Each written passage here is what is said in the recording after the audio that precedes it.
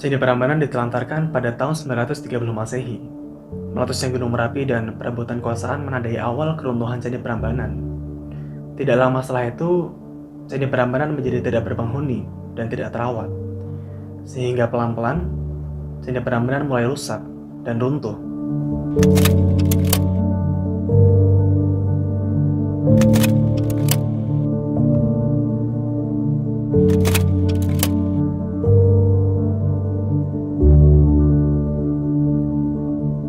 Kondisi Candi Prambanan yang sudah mulai rusak diperparah dengan adanya gempa pada abad ke-16. Bangunan yang sebelumnya hanya dipenuhi dengan lumut dan tanaman liar, kini menjadi rata dengan tanah.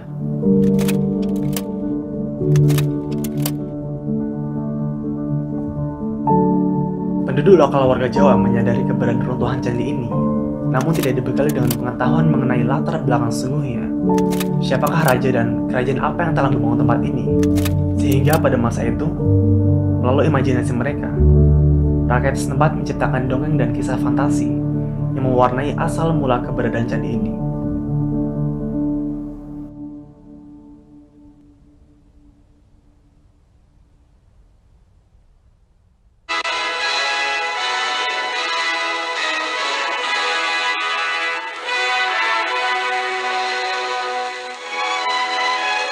Set down on the equator, halfway round the world, where the Indian Ocean meets the South China Sea, are the most fabulously rich and coveted islands in the Far East, the Netherlands East Indies. Stretching from Singapore to the Antipodes, and at one point only 40 miles from the Philippines, the Netherlands Indies are a group of more than 20,000 abundantly fertile islands. The most important of them, Java, Sumatra, and Borneo. Melalui dokumentasi dan catatan perjalanan para penjelajah dari Belanda, keberadaan candi ini berhasil menarik perhatian dunia. Dan pada awal abad ke-19, seorang inspektur bawahan Sir Thomas Stamford Raffles bernama Colin Mackenzie tanpa sengaja menemukan candi ini. Walaupun Sir Thomas Stamford Raffles telah menyerukan penyelidikan lebih lanjut mengenai penemuan Mackenzie, runtuhan candi ini masih terlantar hingga berpuluh-puluh tahun ke depan.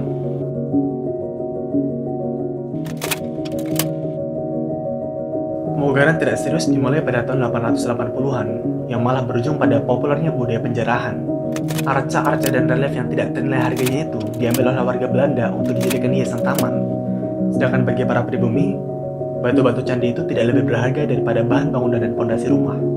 Pemugaran yang lebih serius dan dengan cara yang lebih sistematis, sesuai dengan akidah arkeologi, belum dimulai hingga awal tahun 1900-an, dan inilah dokumentasi-dokumentasinya.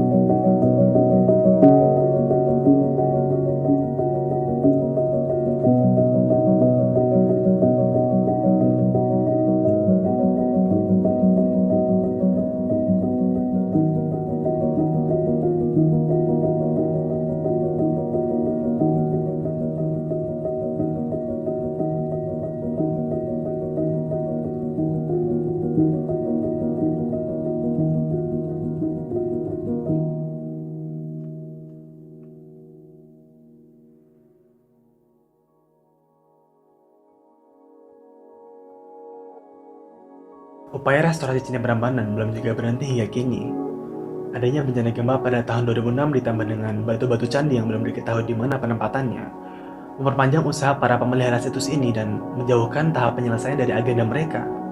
Namun, mengesampingkan itu semua, melihat ke belakang untuk sesaat, pemugaran pertama Candi Prambanan tidak akan terlaksana tanpa adanya para penjelajah yang telah mendokumentasikan dan memberitahu dunia tentang adanya penemuan menakjubkan ini.